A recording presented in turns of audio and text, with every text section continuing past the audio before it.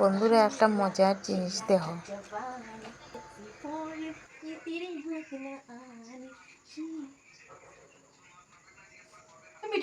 আমি ভিডিও করি কই ক্যামেরা ও না তুই দেখাই আমি ভিডিও করি না। ওই দে আমার ফেস দেখা যায়, ওই দে দেখছস নি আমার ফেস তোরে ভিডিও করছি না, আমি আমার নিজের মুখটা দেখি। আর